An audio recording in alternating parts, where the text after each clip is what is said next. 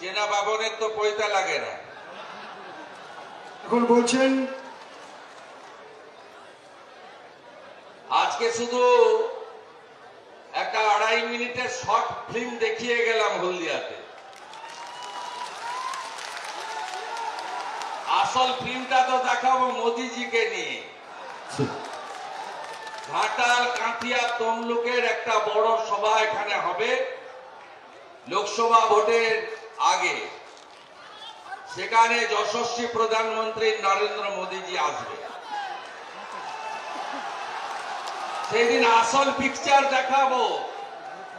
ये तो पहले झांकी है, काशी मथुरा बाकी है। আপনার এই সভাটাকে ঘাটার জন্য এই ছিন্নমূল তৃণমূলীরা এমন কিছু ভাইপ্য কি হবে আজকে সুপ্রিম কোর্ট বলে দিয়েছে। বলছে মামার বাড়ির আবদার অমৃতা সিনহার বেঞ্চে তার মামলা করা যাবে না। তিনি ভেবেছেন যে সুপ্রিম কোর্টটা পিসি চালায়। সুপ্রিম কোর্ট একেবারে গালে কষে ছাপ্পড় লাগিয়ে বলেছে ভাগ এখান থেকে, ভাগ এখান থেকে, যাও ওখানে যা।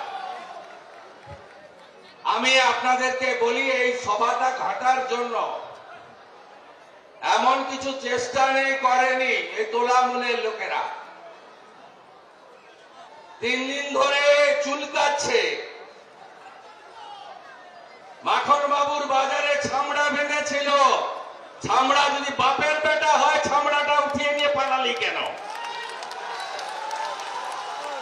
সিটি সেন্টারে নাকি ধর্ণা হবে লাগাতার।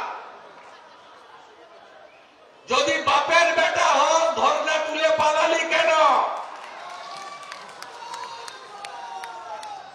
পুলিশ বাবা পার করেগা।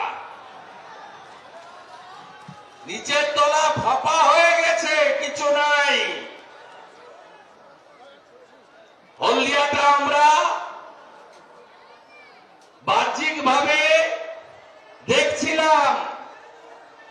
আর আমি আপনাদের কাছে কথা দিয়ে যেতে পারি,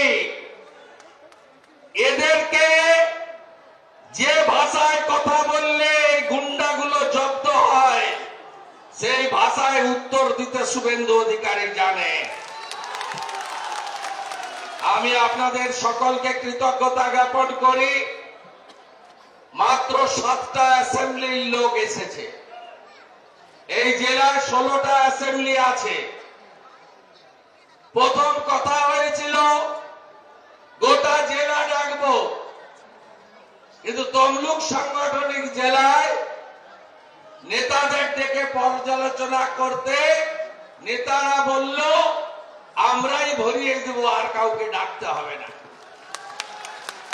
সংগঠন আপনারা বানিয়ে ফেলেছেন,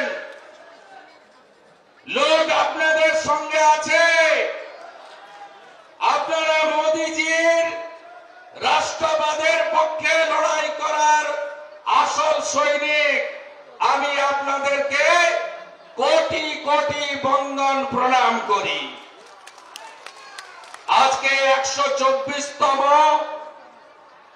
জন্ম জয়ন্তী আবির্ভাব দিবস সতীশ সামন্ত মহোদয়, যিনি না থাকলে এই হলদিয়া হতো না, তাম্রলিপ্ত জাতীয় সরকারও তৈরি হতো না। আমরা সতীশ বাবুর জন্মদিনে অঙ্গীকার করার জন্য সমবেত হয়েছি।